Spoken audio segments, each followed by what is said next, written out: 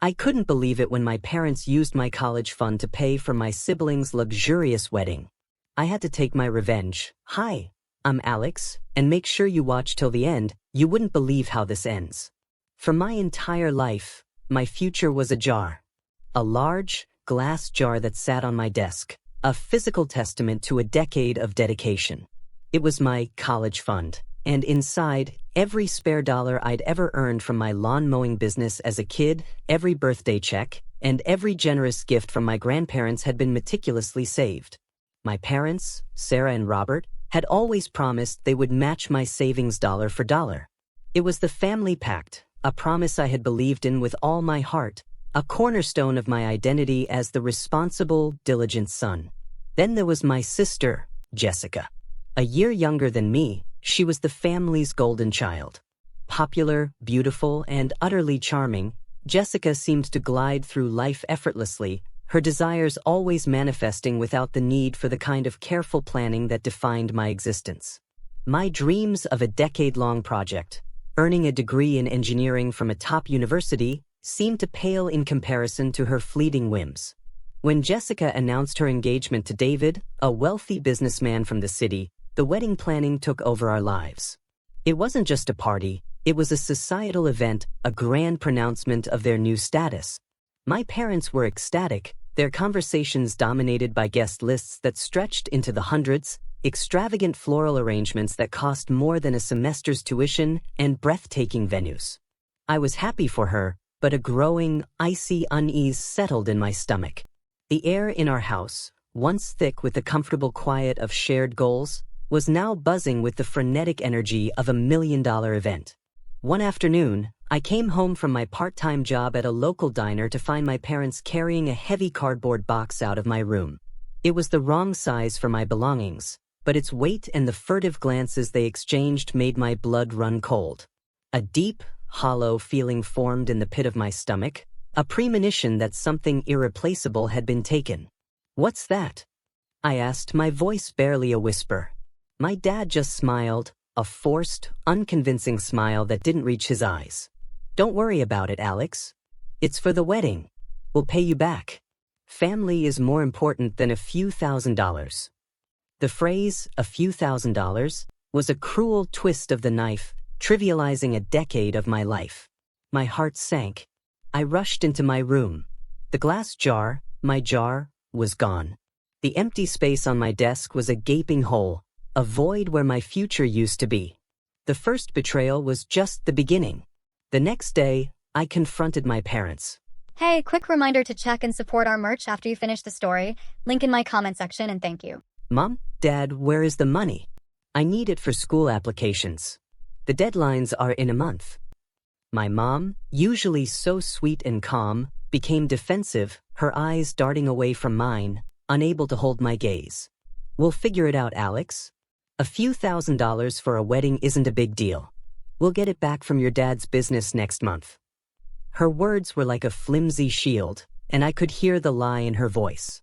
My dad chimed in, "It's all for the family, son. You'll get it back, eventually. Your sister's happiness is the most important thing right now." They dismissed my concerns with a wave of their hands, telling me I was being selfish and that Jessica's happiness was the priority. The wedding plans continued, becoming more and more lavish. Jessica was ordering a custom-made, six-figure designer dress, and my parents were talking about a 3-week trip to the Maldives for the honeymoon. Meanwhile, I couldn't even afford to pay the fees to take the required entrance exams for my dream school, a place where I'd envisioned spending the next 4 years of my life. The stakes were getting higher. It wasn't just about the money anymore. It was about my future. The subtle shifts in their priorities, their open favoritism, and their blatant dismissal of my life's work were a slap in the face. This was my first moment of true professional and familial isolation. My attempts to find a way forward only revealed a second, more sinister betrayal. Desperate, I turned to the only option I had left, a student loan. I had excellent grades and a great credit score for my age, so I was confident I'd be approved. But the bank denied my application. The loan officer, a kind but formal woman, looked at me with a mix of pity and confusion. "I'm sorry, Mr. Carter. It says here you're already a cosigner on a loan with a significant balance. A massive, high-interest loan of over $100,000, to be exact. I was in a state of shock, the floor of the bank lobby seeming to fall away beneath me. My hands trembled as I listened to the details. My parents had forged my signature on a high-interest loan and used it to fund the very wedding they were throwing for my sister. My future wasn't just on hold, it was in financial jeopardy. I was a victim of identity theft, and the culprits were my own parents. I showed them the loan papers, the forged signature a grotesque imitation of my name, but they didn't care. They just said, "We'll pay it back when we sell the house," and told me to stop being so ungrateful. It was a vicious lie, and they fully expected me to believe it, to accept this as some twisted act of familial love. This was the moment the scale of their deception became terrifyingly real. I was no longer just a victim of a broken promise. I was a victim of their calculated cruelty. The final blow to my hope came from my Aunt Carol, my mom's sister. She'd always been kind to me and was upset about how my parents were treating me. She told me that my parents had a second, secret family fund, a trust fund, that was supposed to be split between my sister and I after the wedding. She told me the parents were using all of it to pay for Jessica's new house. I felt a knot form in my stomach. The wedding, the loans, the money from the trust fund, it was all for Jessica. The lies, the deceit, the betrayal, it was all a part of a larger, more intricate web. I was in a state of complete and utter disbelief. I confronted Jessica. "Did you know they were using my college money for your wedding? Did you know you were getting a house from the family trust?" Jessica just laughed, her voice as cold as ice. "Well, yeah," she said, without a trace of remorse. "It's not my fault you're not as successful as me. You're the one who was too slow to get what you wanted." That was the moment I realized that I was not only a victim of my parents' deception but also of my sister's greed. I was alone. There was no one in my family who was on my side. This was my moment of clarity, the moment I realized that my family had been a lie. I couldn't just stand by and watch them destroy my future. The pain, the betrayal, and the lies had given way to a burning rage. I decided to take matters into my own hands. I started by using my tech skills to infiltrate my dad's email account. I read through every email from the wedding vendors. I learned about the contracts, the payments, and the final bill that was due one day before the wedding.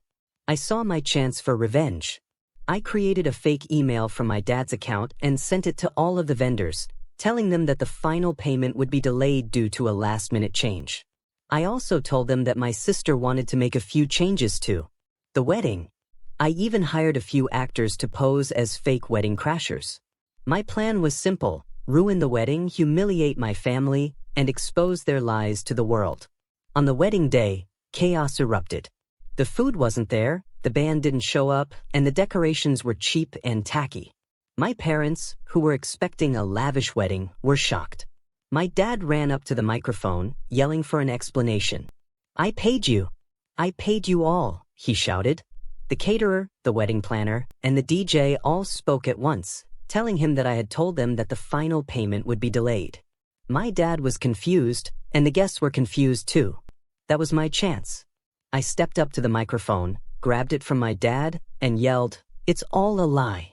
This entire wedding, the down payment on the house, everything, was all paid for with my college fund." I looked at my sister, and with a smile, I said, "You got what you wanted, Jessica. A lavish wedding, but you also got what you deserved." The wedding was ruined. My parents were furious, and Jessica was humiliated. After the wedding, I showed my parents the documents from the bank and the email chain I had created. My dad was speechless, and my mom just sat there looking at the floor. A few months later, I got a call from my aunt, who told me that my parents had sold the family home to pay off the high-interest loan they had taken out in my name. I was relieved, but I also felt a sense of sadness. They were my family, but their greed had destroyed everything. I enrolled in college, using the money from the loan and my own savings. I moved into an apartment and started a new life. My family had been my biggest betrayers, but they had also been my biggest motivators. They had lied to me, but they had also taught me the most important lesson in life: to never trust anyone. I was a new person and I was going to live my life on my own terms. Have you ever experienced a betrayal so deep that it changed your life forever? What did you do to get revenge, and how did it change you? Share your stories in the comments below. And if this narrative of overcoming betrayal and finding strength resonated with you, smash that like button and subscribe for more raw, unfiltered stories about family drama and career triumphs. Your perspective could inspire someone.